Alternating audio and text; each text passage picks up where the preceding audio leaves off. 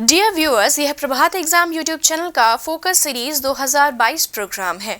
इस प्रोग्राम के अंतर्गत हम प्रत्येक दिन आईएएस व पीसीएस की परीक्षाओं में पूछे गए 10 प्रश्नों का संपूर्ण विश्लेषणात्मक संकलन लेकर प्रस्तुत होंगे। हमें विश्वास है कि फोकस सीरीज 2022 का यह प्रोग्राम आपकी तैयारी को फोकस्ड करने में महत्वपूर्ण भूमिका निभाएगा तथा आपकी सफलता को सुनिश्चित करेगा। तो दोस्तों, आज का हमारा विषय है आर्थिक एवं सामाजिक विकास, जिसमें आज का हमारा सबसे पहला प्रश्न है, निम्नलिखित में से कौन सा भारतीय अर्थव्यवस्था का प्रमुख लक्षण है? ए. पूंजीवादी अर्थव्यवस्था, बी. समाजवादी अर्थव्यवस्था, सी. मिश्रित अर्थव्यवस्था या डी. उपयुक्त में से कोई नहीं। तो दोस्तों, इसका सही उत्तर है ऑप्शन सी। भारतीय अर्थव्यवस्था की प्रमुख विशेषता इसका मिश्रित अर्थव्यवस्था होना है। मिश्रित अर्थव्यवस्था वह अर्थव्यवस्था होती है जिसमें सार्वजनिक एवं निजी दोनों क्षेत्रों की उपस्थिति पाई जाती है, अर्थात दोनों में सह अस्तित्व पाया जाता है। अगला प्रश्न, भारत में नगरीय क्षेत्रों में बीपीएल परिवारों की पहचान के लिए निम्नलिखित में से कौन सी समिति गठित की गई थी? ए.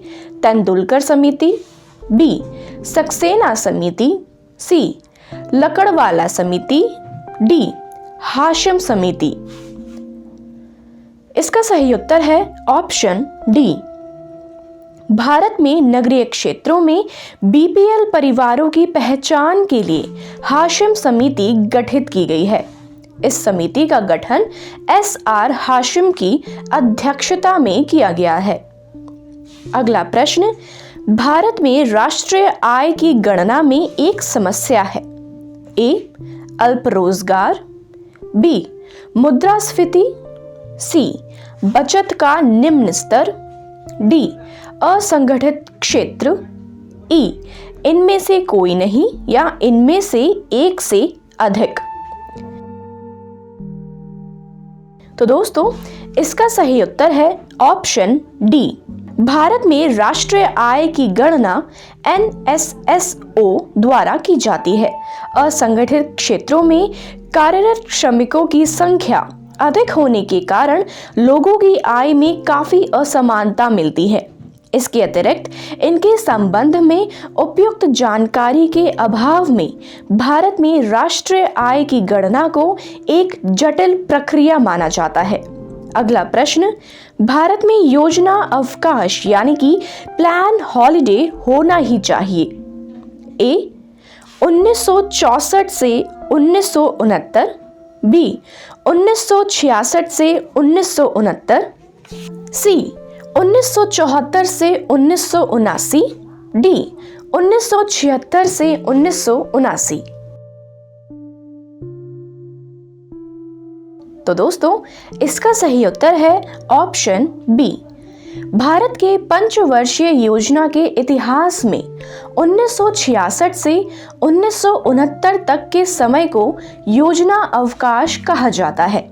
भारत में आर्थिक योजना की प्रक्रिया प्रथम पंचवर्षीय योजना के साथ 1 अप्रैल 1951 में शुरू हुई।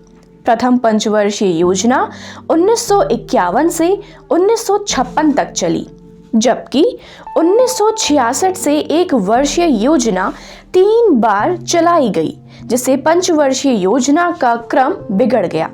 हालांकि 1969 से 1974 तक चौथी योजना पुनः चली, लेकिन तीसरी और चौथी योजना के बीच के अंतराल को योजना अवकाश कहा जाता है। अगला प्रश्न, गेहूं के समर्थन मूल्य की अनुशंसा कौन करता है? ए. योजना आयोग, बी. भारतीय रिजर्व बैंक, सी. राष्ट्रपति, डी. कृषि लागत एवं मूल्य आयोग।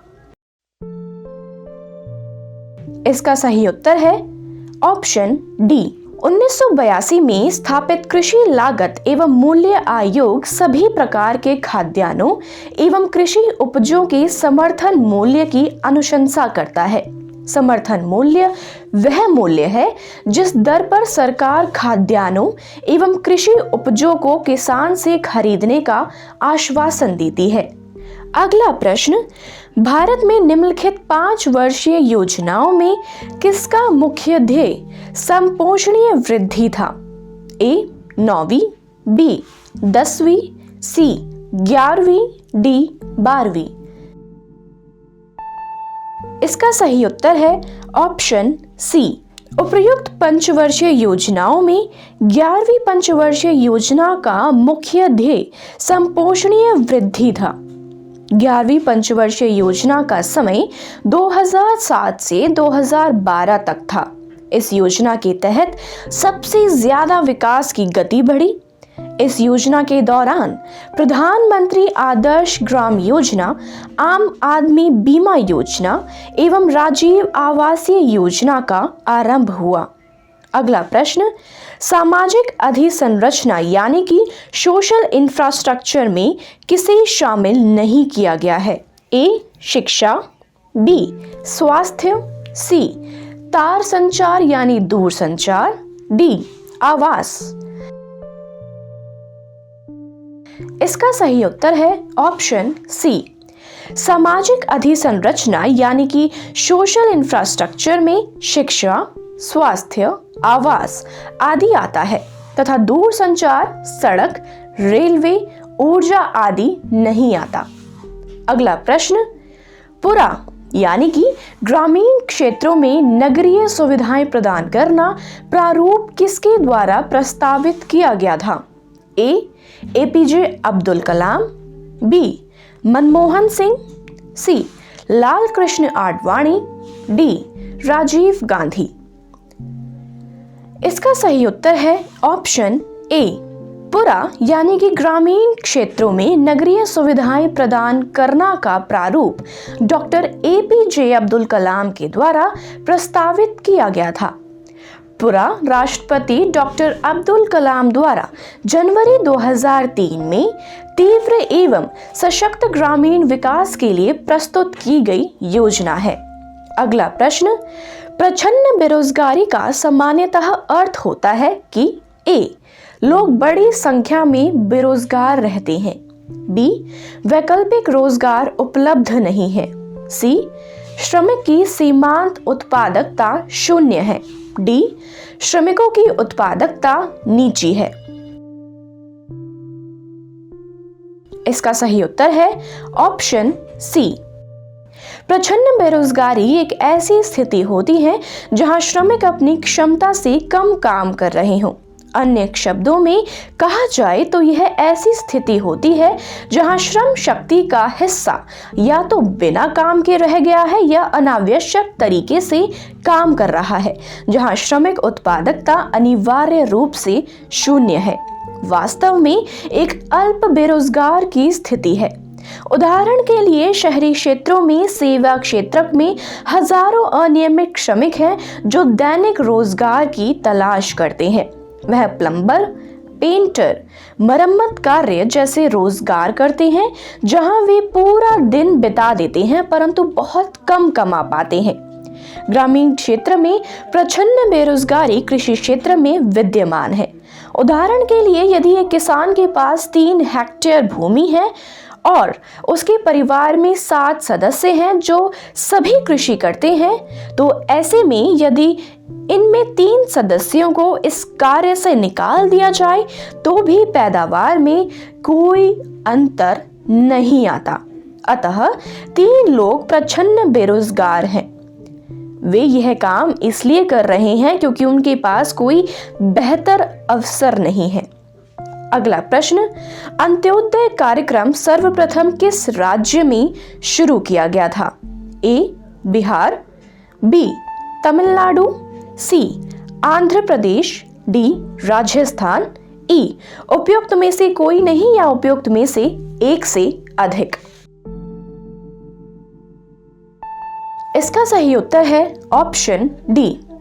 25 दिसंबर 2000 ईस्वी को भारत के राजस्थान राज्य से अंत्योदय कार्यक्रम की शुरुआत की गई थी। गरीबों तक सार्वजनिक वितरण प्रणाली को पहुंचाने के लिए इस योजना की शुरुआत की गई थी। इसमें गरीब परिवारों को रियायती दरों पर यानी 2 रुपए प्रति किलो गेहूं और 3 रुपए प्रति किलो चावल उपलब्ध करवाया जाता था। तो दोस्तों, यह थी आज की वीडियो। उम्मीद करते हैं आपसे फिर मुलाकात होगी प्रभात एग्जाम के YouTube चैनल पर। तब तक के लिए नमस्कार।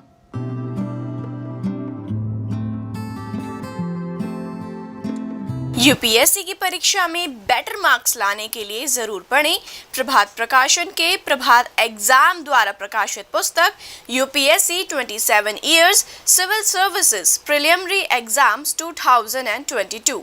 आईएएस और डॉक्टर मनीष रंजन द्वारा इस लिखित पुस्तक में है। आपको मिलेंगे 1995 से 2021 के जनरल स्टडीज और सीसेट के टॉपिक वाइज सॉल्व्ड पेपर्स और साथ ही पिछले 30 वर्षों के एसेज टॉपिक। आप इस बुक का रिव्यू लेना चाहते हैं तो हम आपके लिए लाए हैं इसके 3 सैंपल चैप्टर्स जिनको आप फ्री डाउनलोड कर सकते हैं। तो आज ही ऑर्डर करें।